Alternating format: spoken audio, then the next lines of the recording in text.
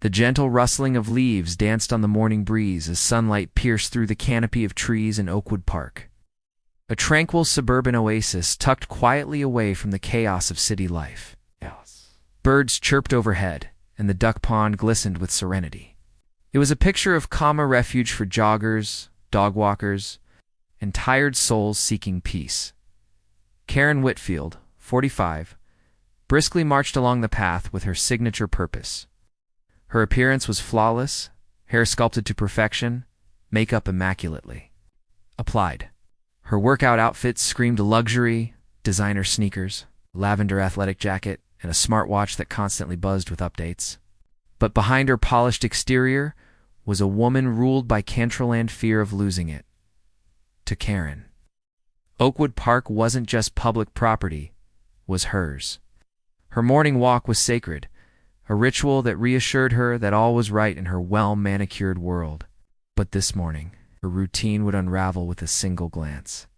There he was, lying on her favorite bench, the one with the panoramic view of the duck pond. It was a man, black, disheveled, asleep. His head rested awkwardly against his shoulder. Beneath a sun-faded baseball cap, his worn, oversized jacket was patched and dirty. An old army duffel bag sat beside him like a loyal dog. It was still, harmless, but to Karen, he was an invader. Her breath caught, her lips curled. Not here. Not today, she muttered.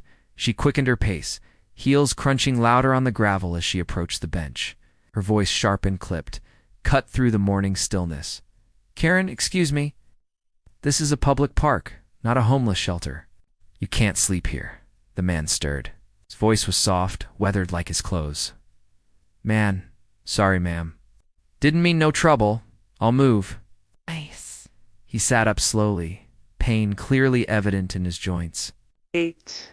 His movements were measured, respectful, but none of it mattered to Karen. Her chest tightened, anger rising. She clutched her purse tighter, not out. Of fear but indignation. Who was this man to disrupt her day? To lay claim to something she believed was hers? People like him were the problem, she thought. The city was falling apart, good neighborhoods being overrun. Something had to be done. She reached for her phone. Her fingers flew across the screen. 911, she barely hesitated, before dialing Karen to dispatcher. Yes. I'm in Oakwood Park. There's a homeless man here. He's acting aggressive. I'm feeling unsafe. Please send someone immediately. Was he aggressive? No. But her tone painted a different story. To Karen, fear was a tool when she wielded with practiced precision. Across the pond, John Williams, 58, watched ducks glide across the water. His body was present, but his mind was 1,000 miles away.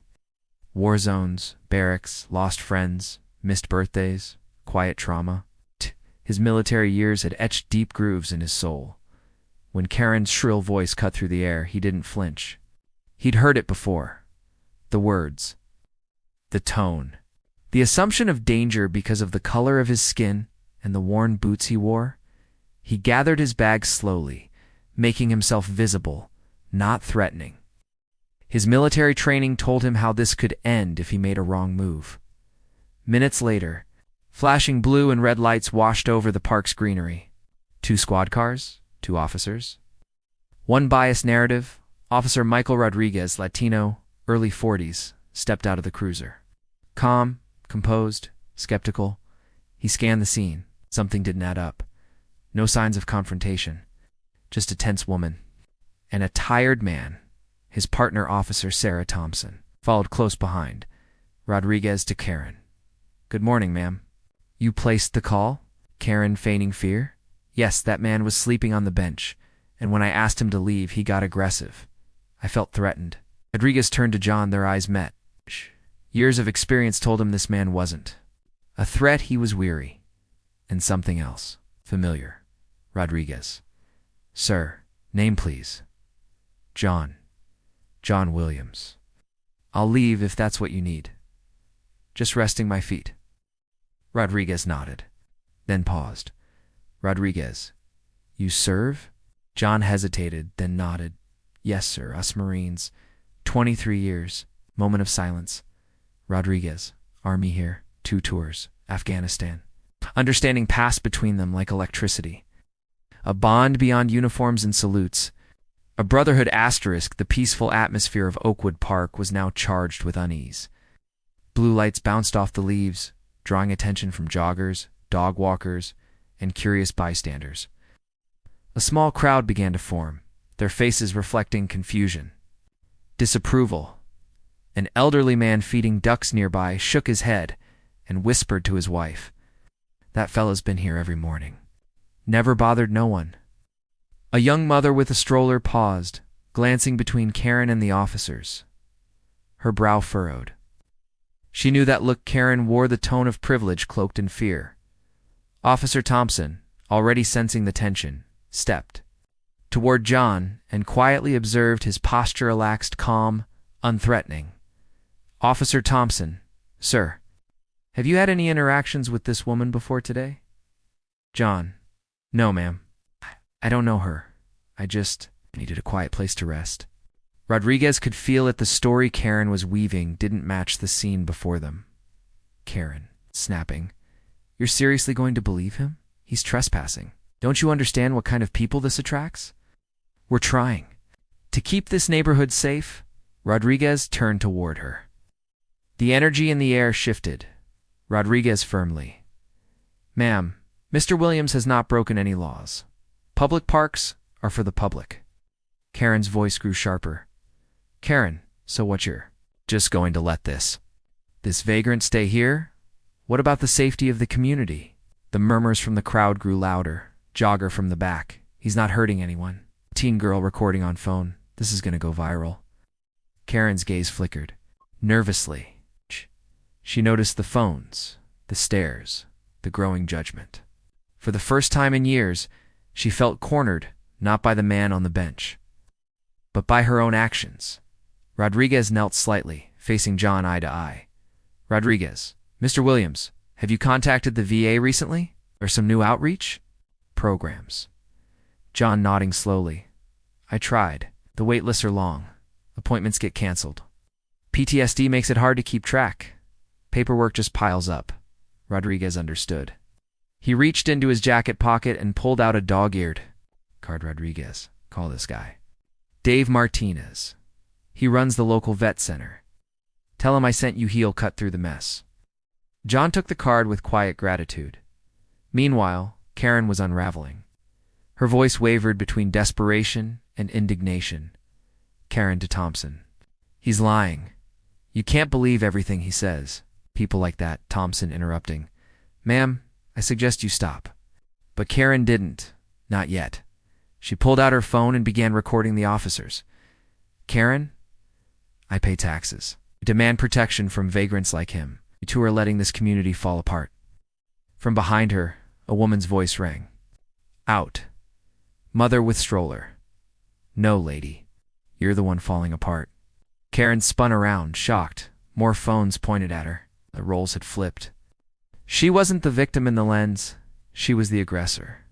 The image of a trembling, entitled woman barking at a homeless veteran was now cemented in digital memory.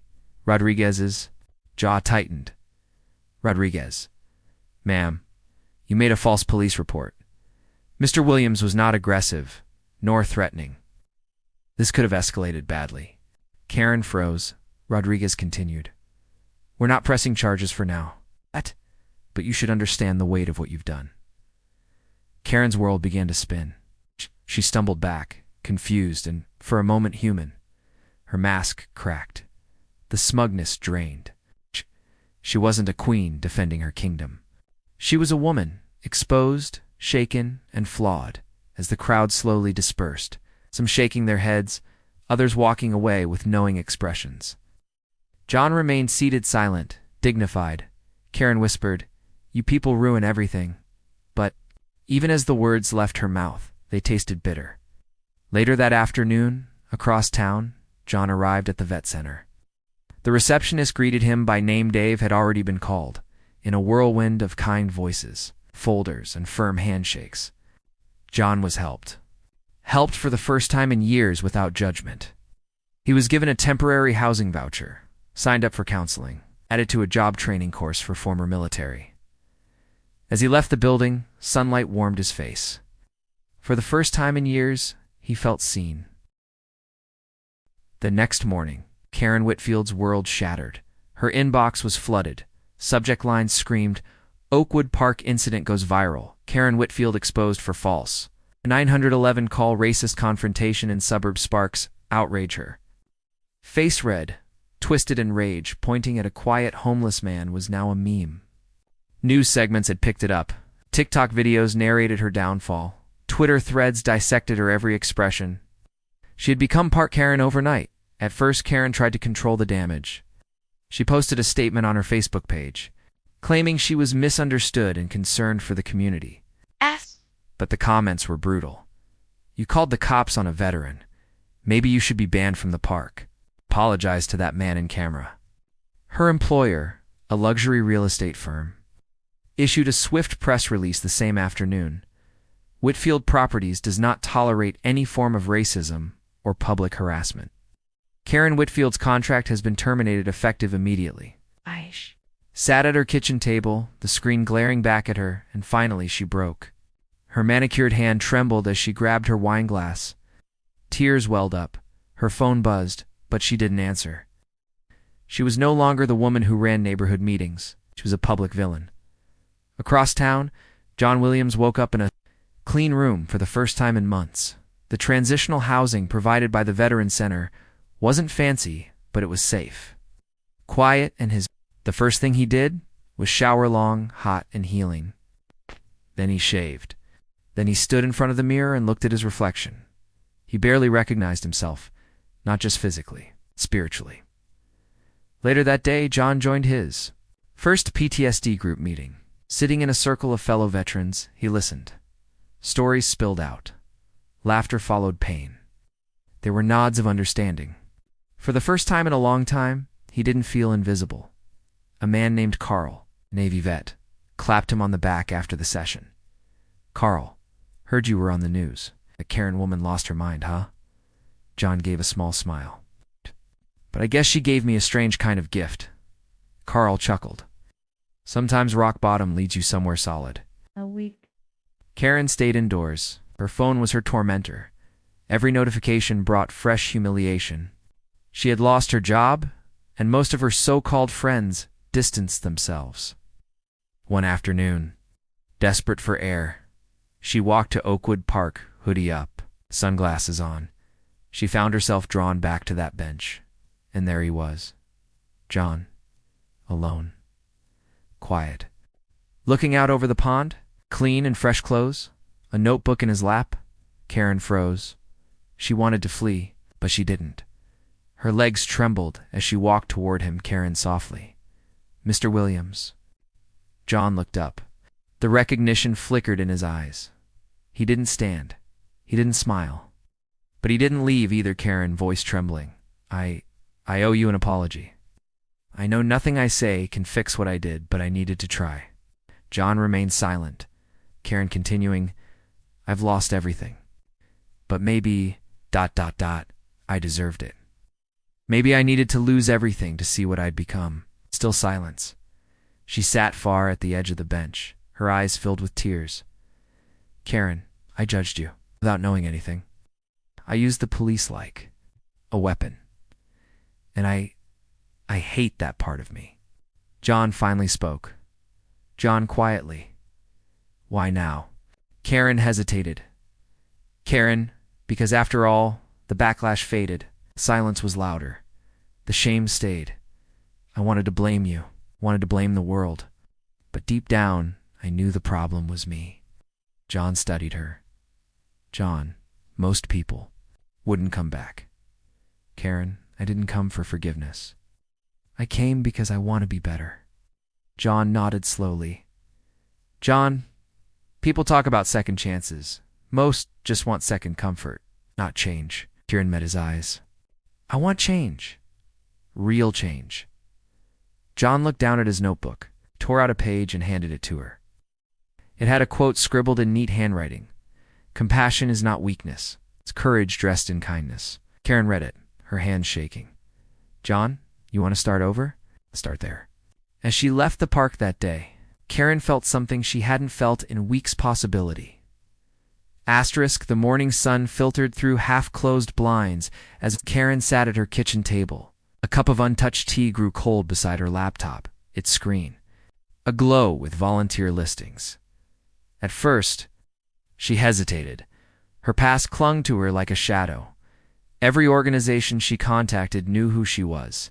Some didn't return her emails. Others politely declined.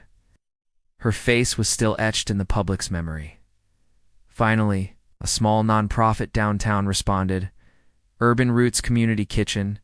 We don't judge second chances. Come ready to work. That Saturday, Karen showed up in a plain t-shirt and jeans, no makeup. No luxury accessories, just humility. Inside, the scent of cooking lentils and chopped vegetables filled the air. Volunteers bustled. In the middle of it all stood Angela, the director. She was warm-eyed and firm-handed. Angela, you're Karen, right? You know we're not here for publicity stunts? Karen quietly, I'm not here for a camera. I'm here because I need to change. Angela nodded. Good. Grab an apron. You're on dish duty. It wasn't glamorous. It was sweaty, messy, unforgiving. But every plate she scrubbed felt like one small step toward something cleaner inside her. Meanwhile, across town, a local veterans group had invited John Williams to speak at a community event, something he'd never imagined doing. When Dave Martinez at the center first suggested it, John almost laughed. John, me, speak. I've barely gotten my life back together.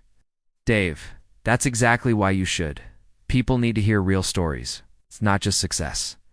The struggle, too. John practiced in front of a mirror. He stumbled, fumbled, paused. But he didn't quit the night of the event arrived. It was held in a modest auditorium, packed with veterans, families, activists, and community leaders. John stood behind the podium, microphone trembling in his hand. John opening. My name is John Williams. I was a Marine for 23 years. I came home and lost almost everything. But the worst thing I lost was my belief that people still see each other as human beings.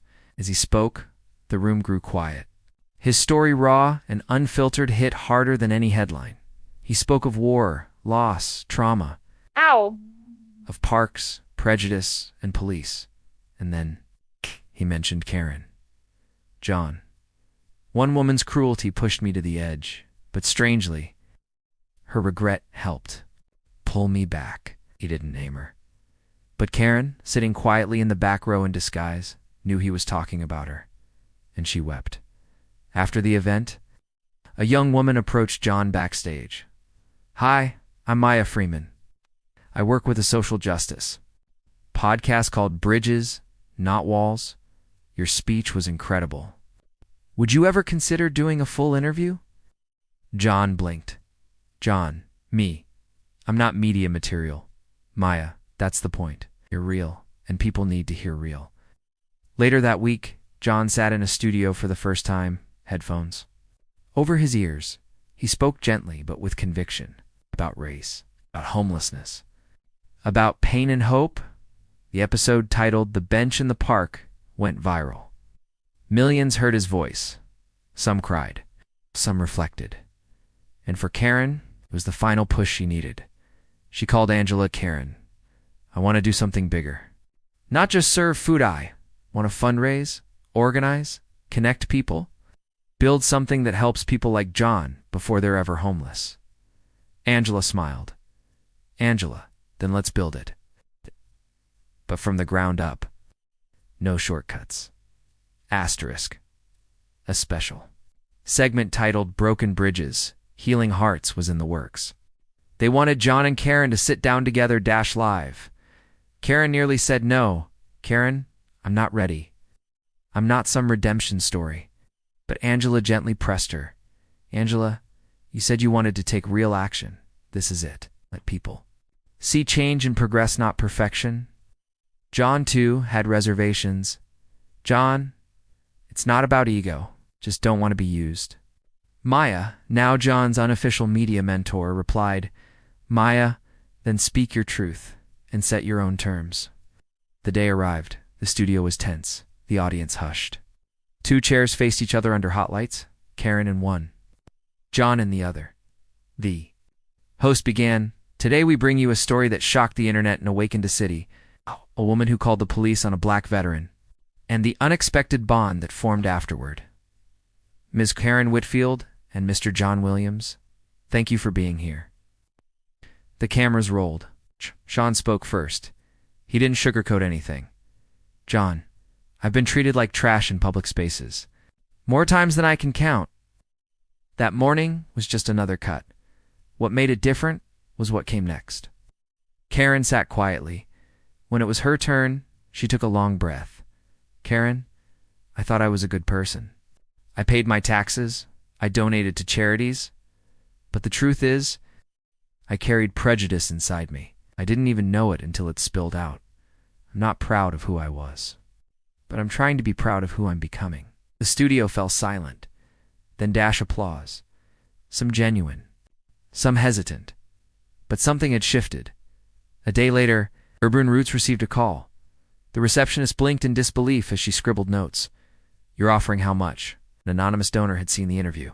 Inspired by John's resilience and Karen's vulnerability, they pledged $500,000 toward a new initiative, the Williams Whitfield Project for Dignity and Housing. The plan? Create transitional housing for veterans, offer mental health support, provide re-entry training for employment, educate communities about implicit bias. Angela called John and Karen in immediately. "Angela, you two just got a platform. Oh. You have resources. Let's not waste this." Karen looked overwhelmed. "Karen, but I don't know how to run something like this." John smiled faintly. "John, neither do I. But maybe it's time we learn. Together." 3 months later, Oakwood Park was buzzing again, but for a much different reason. Bright yellow construction tape fluttered in the wind. A podium stood near the duck pond, surrounded by folding chairs. Reporters milled about. Cameramen adjusted. Tripods. Curious locals gathered in growing numbers. The Williams Whitfield Housing Project was officially breaking ground. Angela opened the ceremony with a warm smile. "Angela, today, we don't just break ground. We break cycles of poverty, of prejudice, of silence." Next up was Karen. She stepped nervously onto the podium. She looked out at the crowd, some supportive, others skeptical. "Karen, 6 months ago I was part of the problem. Today I want to be part of the solution. This project isn't about MATs, about dignity, about giving people a place to start over, just like I was given." Then came John. He didn't read from a script. He just spoke from the heart. "John, the bench over there used to be the end of the road for me now. It's the beginning. For many others too." As golden shovels hit the dirt, applause broke out. But across the street, protesters had gathered. Signs waved. "Don't reward criminals. Stop gentrifying our park. Homelessness isn't heroism." John saw the signs. His jaw tightened. Karen saw them too. Angela noticed. Angela quietly. "This is the test. Don't hide. Stand firm." That night, John couldn't sleep. A message had arrived through the nonprofit's email address. "I served with you, John. But I remember what you did in Fallujah. How can you stand in front of cameras pretending to be a hero?" Attached was a blurred photo. John, younger, in uniform, standing over a collapsed building. John's hands trembled. He remembered that day vividly. A botched intel report had led to a civilian casualty. John had ordered a retreat, but not before. A 12-year-old boy lost his life. The incident was classified, but it haunted him. He didn't tell Angela or Karen. Instead, he vanished for 2 days. When Karen found out, she panicked. Karen, why would he disappear now, right when things were turning around? Angela was calm. Angela, because healing isn't linear. None of us are without ghosts. John finally returned. Karen found him alone in the Veterans Center gym, punching a heavy bag until his knuckles bled. She didn't say anything, just handed him a towel and sat nearby. Finally, spoke. "John, I'm not a hero. I've made mistakes that still keep me up at night." Karen, you think I haven't? He looked at her, exhausted. Karen, you showed me how to own mine. Let us do the same for you. A week later, the project was vandalized. Spray paint. Across the banner read, "Racist Redeemer plus war criminal equals fraud." Karen's face burned. Her past was being dragged again. John's military record had been leaked. News segments speculated wildly that evening. Angela called an emergency meeting. Angela, we can either hide until it blows over, or we can respond on our own terms. What? John surprised them all. John, let's hold a town hall. No cameras, just people. Let them ask whatever they want. It was risky, but bold. The following Friday, Oakwood Park's community hall was packed. Critics, supporters, curious neighbors. Kieran stood side by side with John. No microphones. No polished speeches. Questions flew. Did you lie about being homeless just to get sympathy? Why should we forgive racism? What about the family in Fallujah, Mr. Williams? John's answer silenced the room. John, I think about that family every day. I don't deserve forgiveness, but I can still do good. I can still try to prevent more harm, Karen added. Karen, I didn't ask to become the face of racism reform. Just want to make this city kinder than it was 6 months ago. One by one, arms crossed became arms lowered. Eyebrows furrowed and anger softened. A retired teacher stood up near the end. You both made mistakes, but you're showing up. That counts for something. Applause followed, not loud but real. Asterisk one morning. John received a package with no return address. Inside was an old envelope, yellowed with time. It was from Amanda Ross, a woman he had dated briefly before his final deployment in 1998. The handwriting was familiar. Fragile, inside a short letter. John, I never told you, because I wasn't. Sure how you have a daughter. Her name is Maya. She's 24 now. She always wanted to know who her father was. If you ever want to meet her, here's her number.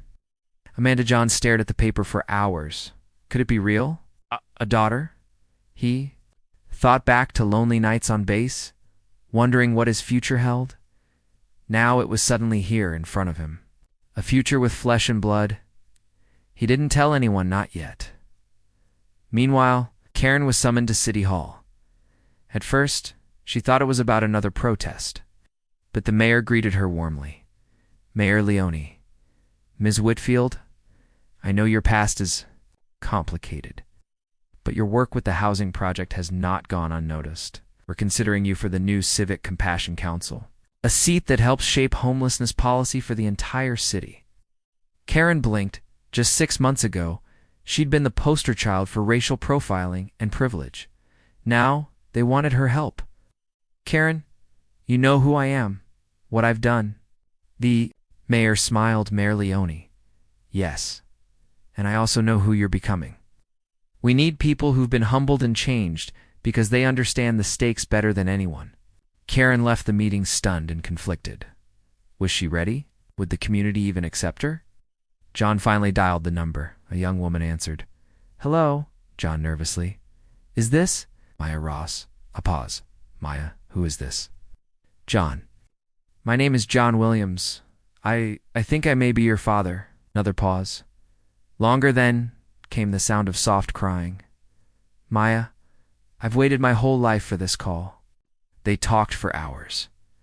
John learned that Maya was a college graduate, freelance illustrator, and had spent most of her life wondering about a man her mother never spoke much of. They agreed to meet. Maya lived only 2 cities away. When the day arrived, John stood nervously at the coffee shop entrance, and there she was. Maya looked like her mother but had John's eyes. Brown.com. Searching. They didn't speak at first. They just hugged. For a long time, the housing units were finally complete. Dozens of formerly homeless veterans and families had already moved in.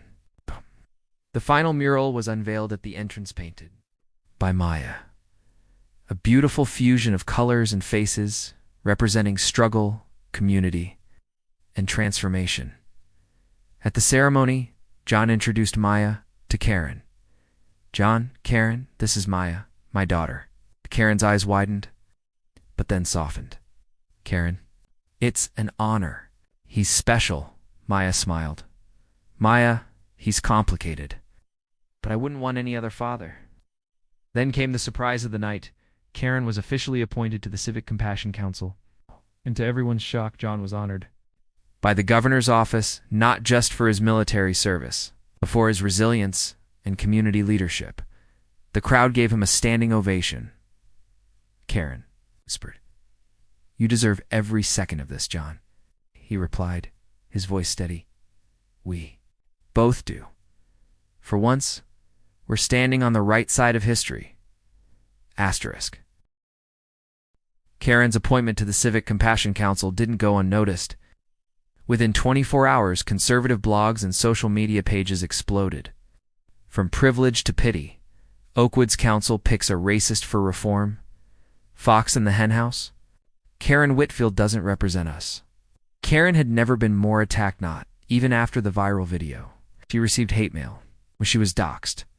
A brick was thrown through her window with a note, "Traitor to your kind." Karen sat at her dining table, trembling.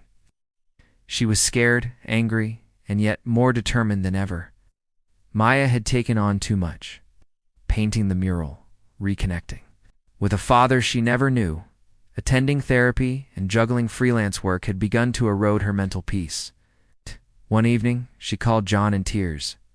Maya sobbing, "Dad, I can't do this. I feel like a fraud, like I don't deserve happiness." John rushed to her apartment. When he found her, Maya was curled up on the couch, surrounded by unfinished drawings, unopened bills, and a week's worth of empty takeout boxes. "John, you're not a fraud. You're just tired. You've carried weight alone for too long." He stayed the night, cooked her breakfast, made her laugh with stories from the Marines. Before leaving, he placed a sticky note on her desk. "Rest is resistance. You're not weak. You're healing."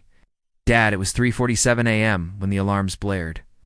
A fire had broken out in the Oakwood housing complex." John woke up to the smell of smoke.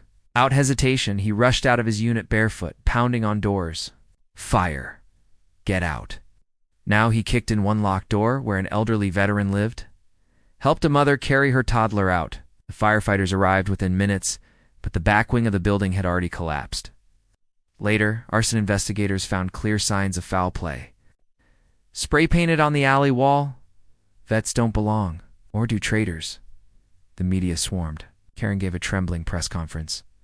"This is terrorism, not just a fire. This is Haytand. It ends now." In the aftermath of the fire, a national spotlight fell on Oakwood. John was offered a book deal. Karen was approached by a documentary team, but both felt uneasy about turning pain into profit. Instead, they came together with Maya and Officer Rodriguez. They formed the Oakwood Truth Project, a grassroots campaign to document hate crimes and elevate stories of redemption. It wasn't glamorous, no viral fame, just real, uncomfortable, necessary work. One evening, sitting at the edge of the park, "Pond," Karen asked John, "do you ever wish we could go back and undo that day?" John replied without hesitation, "No, because we'd both still be lost." And in that quiet, they found peace. Not in forgetting the past, but in building something better because of it. Asterisk call.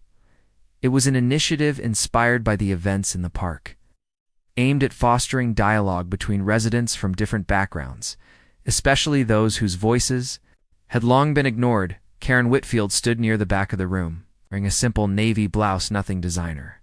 Nothing flashy. She wasn't there to be seen. She was there to listen, and perhaps to finally face the community she had hurt. John Williams, now clean-shaven and dressed in a crisp shirt and slacks donated by the Veterans Center, stood near the panel table. Volunteer name tag hung around his neck. He wasn't speaking tonight, but his presence alone said more than any words could. As attendees arrived, many recognized Karen. Whispers started. Some scoffed. A few women who used to smile at her in yoga class turned away coldly. Karen's palms began to sweat, but she didn't retreat. She forced herself to stay rooted, repeating inwardly, "I deserve this. I caused this. Now I own Suddenly, a familiar voice from behind broke her anxious trance. "You didn't have to come," John said quietly. Karen turned to face him, startled. "But I did, because I should."